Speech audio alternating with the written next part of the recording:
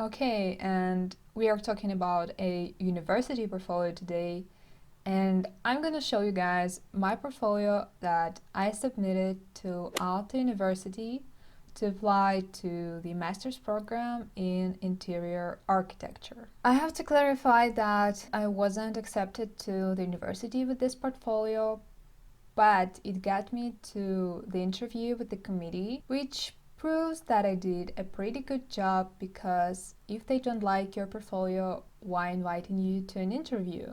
So even though in the end I didn't get in, I still think that it's a good portfolio, so let's jump into it.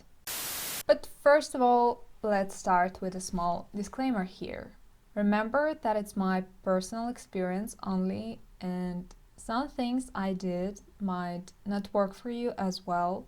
Consider this video as a source of inspiration for presentation and layout techniques that might help you to present your projects better. Please don't just blindly copy everything that you'll see here. I'm gonna use my laptop here, and here's the cover. Of course, nothing fancy about it.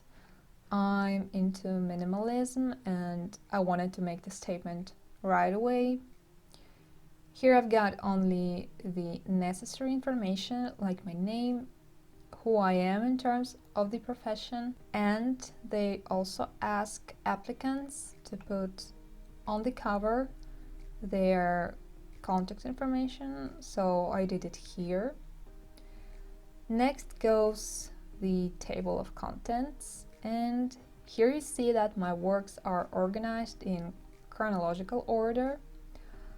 So I didn't try to put my best pieces in the front and in the back of my portfolio, as some people might advise you to do. Because when you add a year in a table of contents, as I did here, it's sensible to start with your oldest works and finish with your latest ones, which makes it impossible to line them up based on how cool they are. So my advice here, just make sure that you selected your strongest pieces. Anyway, let's move on, and my first piece here is a desk I designed in 2014 during my undergraduate studies in furniture design. It's called Branch because you will see why. About the layout, on the first page of every project, I put a small preview, like a sneak peek. And here goes the overview and any other information about the project that I wanted to add. On the second page, I have a mood board and the ideation process. On the next page, we have the final design, a big picture of a product, some details, drawings with dimensions, and some additional stuff that demonstrates how this desk works. And on the next page, I decided to make a collage and also added some renders of the desk in the interior. I made them small on purpose because these are not good quality renders, because it was literally my first attempt to render my product in the interior. But because they demonstrate some more features of a product, I decided to keep them. So I just made them small. My next work here is my favorite university project of all time. It's called Bob, and it's a multifunctional lamp that was designed during my postgraduate studies in product design. It is, by the way, a group project, so I listed here all the group members. On the second page, again, I'm showing our ideation process and sketches. These first pictures showcase how we experimented with different objects before we realized that this particular sugar bowl is the best fit for transforming it into a lamp. Then we move forward to the final result again. Here I have a big image of the product, then some drawings with dimensions. Below I also show some additional features. On the next page, I have some awesome pictures of it.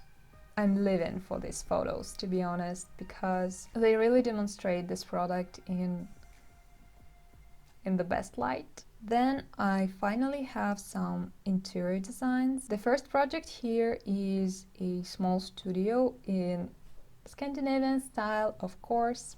I designed it when I already started working in a design studio where I work now. So I listed here the team who worked on this project with me. Okay, let's move on. And right, I still remember how difficult it was to put together all these different elements on one page. I still see some drawbacks here that catch my eye, but from my experience, you're never gonna be satisfied with your portfolio. So just make sure that your layout is clear and you present all the information in a logical order. So for my interior projects, I decided to put all developers or initial layouts here, and below go my sketches, while on the right side are gonna be all my final floor plans and the description. On the next page, I have a mood board and the actual materials and objects I used in this project. And you can see here that putting this all together was a struggle. I don't know why. Now I would definitely do it in a different way. Don't try this at home. Then I have a couple of renders. Don't forget to put this scheme to let the viewer know what view you are illustrating with the render. I really wanted to demonstrate my skills in furniture design at some point at least, so I made a whole page about the kitchen from this project. I made a pretty detailed drawings and specifications. Of course, it's not everything you need to build a kitchen, but if I included everything, that would take more than 100 pages. But the way I see it, it shows that I know at least something about furniture. I know what it consists of, I know what fittings can be used in it. Because actually I used to be a furniture designer for almost 3 years before I became an interior designer. Moving forward, I also included my work from a service design course. I believe that designers should know a bit of everything. So with this piece, I wanted to demonstrate that I'm curious about other fields of design too. I have a lot of text here because it is a research project, and I thought it's gonna be a great chance to show my design research skills, because here you can actually see how I analyze the customer's behavior. You can see that I can make a customer journey map, which is, in my opinion, a crucial skill for designers, because this thing really helps you to see what drawbacks the current service or product has. So here you can actually see what moments can be improved to make the experience better. And we're almost at the end of my portfolio. Here goes one of my favorite interior design projects. I really like the design of the house itself. I think that architects did a great job, so it was a pleasure. On the next page, I have the same arrangement as on the previous interior design project. It has 2 floors, so I have another floor plan on the next page. Actually, it's not a second floor, it's mezzanine, so it's a bit different. But anyway, I had to make another page because it also has some features that I wanted to describe here. This house has a pretty sophisticated configuration, so I made a page with its cross sections just to show its shape better. On the next page I have the mood board and furniture and materials choice. I also wanted to include at least one paper model in my portfolio, but I didn't really have enough time to build something big and fancy, so I decided to make a model of this particular part of the house just because it has some features and I wanted to highlight it, and also because everyone around you keeps saying that you just have to include at least one paper model in your portfolio. But to be honest, I don't see any utility in making small paper models in interior design field, just because in real scale, in real life, things are perceived differently. So if you really want to check your ideas, I think that you have to make a real scale prototype. For example, like this or this one.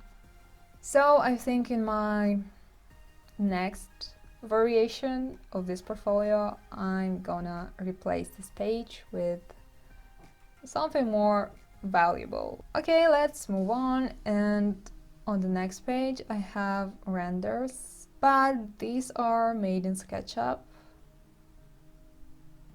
Yeah, it's a pretty big project, so I have quite a few renders. The last part of my portfolio is there I talk about sustainable design, because I highlighted in my personal statement that during my studies I'm going to focus on sustainable design and sustainable building. So I decided to dedicate one page of my portfolio to this topic, and just to show them that I know something about it. Like, you don't have to teach me from the scratch. And thanks for watching. I really hope that it will help someone out there to make their portfolio. If you're interested in Finnish language, you can subscribe to my channel, because actually my channel is about the Finnish language. Moi moi!